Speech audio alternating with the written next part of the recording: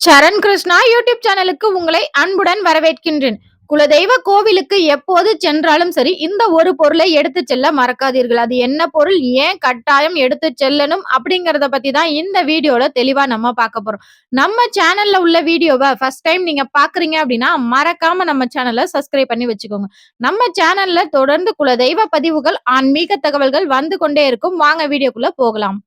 குலதெய்வ கோவிலுக்கு இந்த ஒரு பொருள் அப்படின்னு சொன்னோனே பலருக்கும் ஞாபகம் வர்றது வெல்லம் தான். பலருமே குலதெய்வ கோவிலுக்கு வெல்லம் வாங்கிட்டு போய் குடுங்க. வெல்லம் வாங்கிட்டு போய் குலதெய்வ கோவிலுக்கு குடுக்கறதுனால நம்ம வீட்ல நல்ல விஷயங்கள் மட்டுமே நடக்கும். நம்ம வீட்ல உள்ள கஷ்டங்கள் அனைத்தும் விலகும் அப்படின்னு பலருமே சொல்லுவாங்க. கட்டாயம் அது உண்மைதான். குலதெய்வ கோவிலுக்கு நம்ம வெல்லம் குடுக்கறது அப்படிங்கிறது நம்மளோட சந்தோஷத்தை நாமே வரவழைப்பதற்கு சமம்.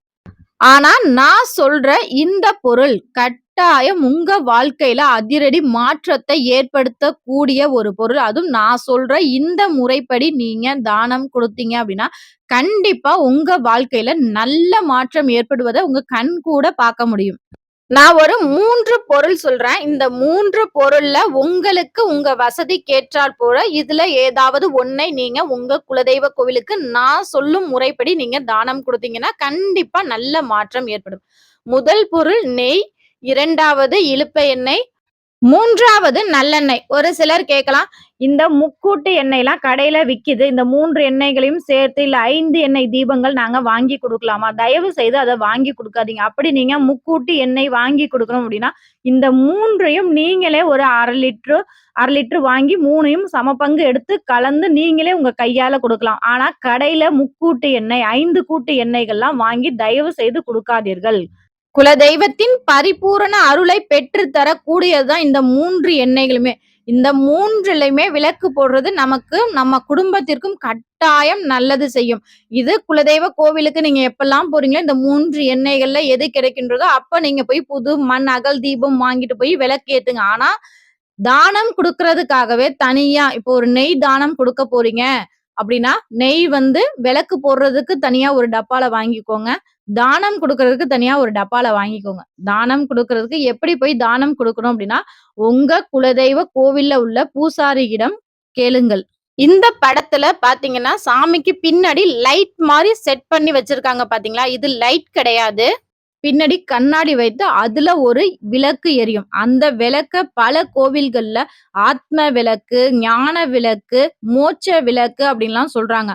அந்த விளக்கிற்கு நீங்கள் தானமாக அந்த எண்ணெயோ, நெய்யோ வாங்கிட்டு போய் குடுக்கணும். இது கட்டாயம் பல கோவில்கள்லயும், பல குலதெய்வ கோவில்கள்லயும் இந்த முறை இருக்கின்றது. இது நம்ம முன்னோர்கள் காலத்தில் இருந்தே இந்த முறை இருக்கின்றது. எதற்காகன்னு பார்த்தீங்கன்னா, அந்த இடத்துல ஒரு விளக்கு வைக்கும்போது, அந்த கண்ணாடில பட்டு பிரகாசமா இருக்கும். சாமியோட முகம் அவ்ளோ அழகா தெரியும். அதுக்காகவே அந்த காலத்துல இருந்தே இந்த முறை பின்பற்றிட்டு வராங்க. நெறைய குலதெய்வ கோவில்கள்ல இந்த முறை இன்னுமே இருக்கின்றது. அப்படி உங்க குலதெய்வ கோவில்ல இந்த முறை விளக்கு எரிகின்றது அப்படின்னா, கட்டாயம் இந்த விளக்குக்கு நீங்க இத பயன்படுத்துங்க அப்படின்னு சொல்லி உங்களால முடிஞ்ச ஒரு 100 கிராம் நெய் கூட கொண்டு போய் வாங்கி குடுங்க.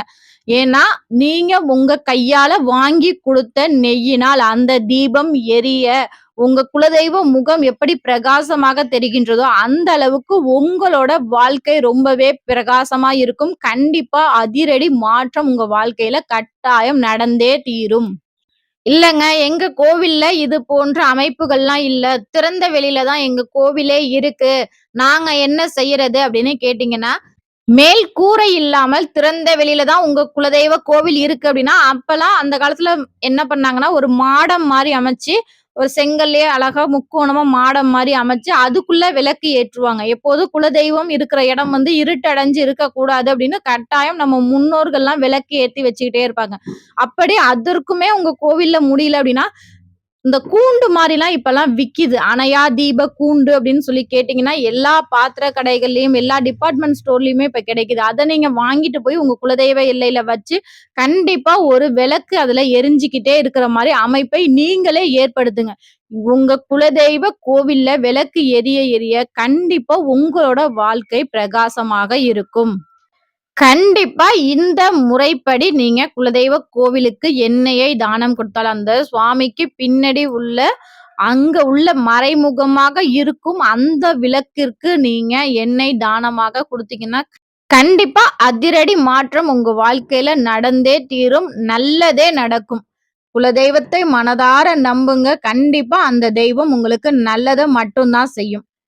கண்டிப்பா இந்த வீடியோ உங்களுக்கு பயனுள்ளதாக இருக்கும் என்ற நம்பிக்கையில் மற்றொரு வீடியோவில் சந்திக்கிறேன். இந்த வீடியோ உங்களுக்கு பிடிச்சிருந்தா லைக் பண்ணுங்க, ஷேர் பண்ணுங்க, மறக்காம சப்ஸ்கிரைப் பண்ணுங்க. சரண் கிருஷ்ணா யூடியூப் சேனல். நன்றி, வணக்கம்.